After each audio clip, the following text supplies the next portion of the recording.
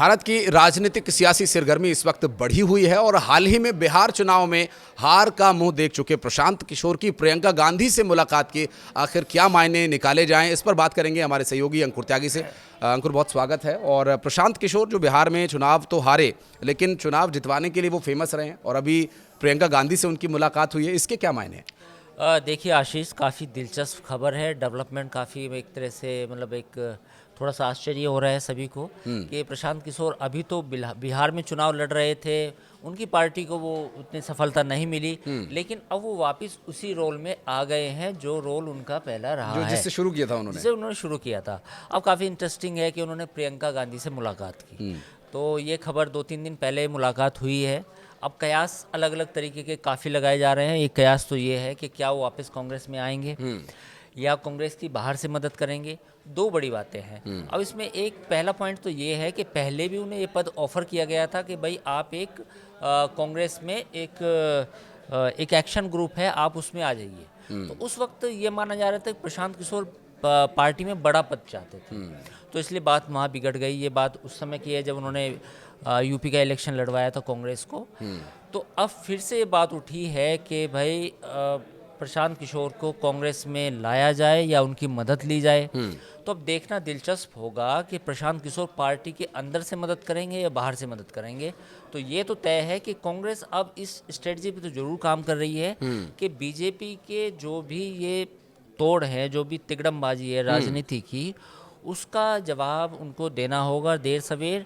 और उसके लिए वो अपनी रणनीति बना रही है और उसमें जिन जिन लोगों की ज़रूरत है, चाहे प्रशांत किशोर की ज़रूरत क्यों ना पड़े, तो वो भी उनसे मदद ली जाएगी। ये न्यूज़ है, न्यूज़ मैम। ये क्या मैम, आप ये नहीं पूछते कि यहाँ पे सरकार खुद सेशन को डिस्टर्ब कर रही है, कि पार्लियामेंट्री अफेयर्स के मंत्री खुद क्वेश्चन आवर को डिस्टर्ब कर रहे हैं। ये आप नहीं पूछते कि क्या हो रहा है संसद के अंदर?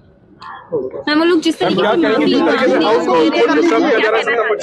माफी की मांग कर रहे हैं, कह रहे हैं कि माफी मांगनी चाहिए जिस तरीके से पीएम को सो कॉल्ड। तो हम लोग आपस में बात कर रहे थे कि किसने कहा ये सब, हमें तो मालूम ही नहीं है। हमें मंच पे तो बिल्कुल ऐसा नहीं हुआ। फिर पता चला कि पब्लिक में किसी ने इंटरव्यू दिया, पब्लिक में कोई कह रहा है, कोई कार्यकर्ता है या कौन है, किसी को मालूम भी नहीं है कौन है, उनको खुद नहीं मालूम कौन है। तो सदन में उठा क्यों रहे हैं, और वो भी क्वेश्चन आवर के टाइम। मुझे लगता है चलाना ही नहीं चाह रहे हैं। अब किस लिए हमने पोल्यूशन पे डिबेट मांगा है, वो भी नहीं कर रहे हैं। तो मतलब अगर सदन चलाना ही नहीं है तो फिर ऐसे, इससे अच्छा तो बंद कर दीजिए। कम से कम जितना पोल्यूशन, हमारी सारी गाड़ियां जो हैं, सब लोग 10-10 गाड़ियां लाते हैं सिक्योरिटी की, जितना पोल्यूशन फैला रही है वो तो बंद हो जाएगा। मैम प्रशांत किशोर वाला बता दीजिए। लेकिन चर्चा ये भी है कि जब पहले वो आए थे प्रशांत किशोर कांग्रेस के साथ, तब तो राहुल गांधी के करीबी थे। अब ये प्रियंका गांधी से मुलाकात, क्या इसे ये माना जाए कि अब प्रियंका गांधी कांग्रेस में ज़्यादा एक्टिव हैं या फिर राहुल गांधी से उनकी नहीं पट रही है? नहीं आशीष, मैं आपकी इस बात से इत्तेफाक इसलिए नहीं करूँगा क्योंकि उस वक्त भी थे राहुल गांधी को भी उन्होंने एक तरह से प्रोजेक्ट किया था, यूपी के 2 लड़के, लेकिन उस वक्त भी जो केमिस्ट्री थी वो प्रियंका के साथ ज़्यादा बेहतर थी। प्रियंका गांधी को वो चाहते थे कि यूपी में एज ए सीएम प्रोजेक्ट किया जाए या उनके नेतृत्व में चुनाव लड़ा जाए, जब प्रशांत किशोर कामकाज देखते थे। लेकिन वो प्रियंका उस समय चूंकि उस तरह से राजनीति में नहीं थी जितना कि अब है। अब एक तरह से फुल टाइम है, सांसद भी है और मीटिंग्स में भी हिस्सा लेती है और दफ्तर भी आती हैं, तमाम तरह की चीज़ें। संसद में सवाल भी करती हैं। संसद में सवाल भी करती है। वंदे मातरम में जो उनका भाषण है काफ़ी वायरल भी हुआ, काफ़ी चर्चा हुई, कई तरह के सवाल भी पढ़े उन्होंने, पुरानी चिट्ठियाँ उन्होंने पढ़ी। तो काफ़ी उनका मतलब एक तरह से कहें कि राजनीति में वो एज ए फुल टाइमर है।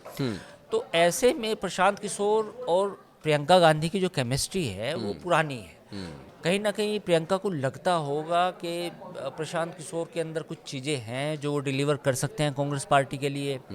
कुछ ऐसे आइडियाज़ हैं जो कांग्रेस पार्टी के लिए क्लिक कर सकते हैं। तो ये तमाम चीज़ें थी जिन पर मुझे लगता है कि बात हुई है।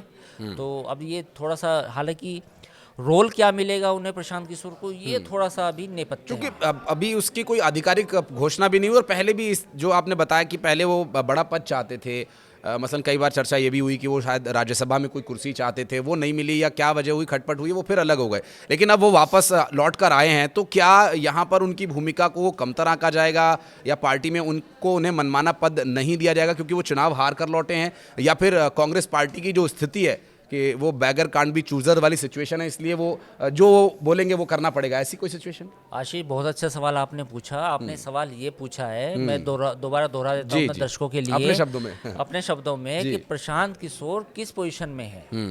क्या वो नेगोशिएशन की पोजीशन में है या फिर उन्हें कांग्रेस की शर्तों पे काम करना पड़ेगा? बिल्कुल वाजिब सवाल है। इस सवाल का जवाब है कि प्रशांत किशोर की भी मजबूरी है, उनका भी पॉलिटिकल सर्वाइवल करना है अगर उन्हें, तो उन्हें अब खुद से नेगोशिएट करने की पोजीशन उनकी नहीं है। तो मुझे लगता है कि कांग्रेस को भी ज़रूरत है, प्रशांत किशोर को भी ज़रूरत है, और प्रशांत किशोर अब उस तरह की दावेदारी नहीं कर सकते क्योंकि उन्होंने हाल ही में एक बड़ा चुनाव हारा है, और वो बड़ा चुनाव हारा है जिसका उन्होंने दावा किया था कि जेडीयू का सुपड़ा साफ हो जाएगा, बीजेपी की सरकार नहीं आएगी और जन स्वराज जो है 15 से 20% वोट हासिल करेगी।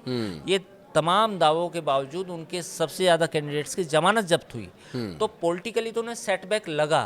तो अब जब सेटबैक लगता है तो कहीं ना कहीं आपका वेट कम होता है, आपकी नेगोशिएशन पावर कम होती है। तो मुझे लगता है कि प्रशांत किशोर इस पोजीशन में तो नहीं है कि वो नेगोशिएशन करेंगे उस तरीके से। हाँ, ये बात ज़रूर है कि कांग्रेस, और चूंकि उनके प्रियंका गांधी के साथ थोड़ी बातचीत अच्छी है, एक दूसरे को समझते हैं, तो एक अच्छा उनको डील मिल सकती है प्रशांत किशोर को भी और कांग्रेस को भी। कहीं ना कहीं जो एक उनको स्ट्रेटजी तैयार करनी हो किसी भी चुनाव के लिए, तो वहाँ भी उनको मदद मिल सकती है प्रशांत किशोर से। प्रशांत किशोर को बैनर चाहिए और कांग्रेस पार्टी को कैडर चाहिए। बिल्कुल। तो ये कैडर और बैनर जो एक दूसरे का पूरक बनने की कोशिश है, निकट भविष्य में कहाँ पर इसका हम असर ज़्यादा देख सकते हैं? बंगाल में चुनाव होने हैं और साउथ में कुछ राज्यों में चुनाव होने हैं, फिर कहाँ हम देख सकते हैं कि केमिस्ट्री जो रंग ला सकती है? बिल्कुल आशीष, यही कहा कि सर्वाइवल की एक जंग है। कांग्रेस को भी कहीं ना कहीं इलेक्शन में जीत चाहिए सर्वाइव करने के लिए, रेलेवेंस बने रहने के लिए। मुख्य विपक्षी दल है, और प्रशांत किशोर को भी दोबारा एक बूस्टर डोज चाहिए। तो वो बूस्टर डोज वो चाहते हैं कि अब कांग्रेस पार्टी से मिले। अब बाकी जगह वो जा नहीं सकते कहीं, क्योंकि अब देखिए ममता के शायद वो जाएंगे नहीं जाएंगे बड़ा मुश्किल है ना।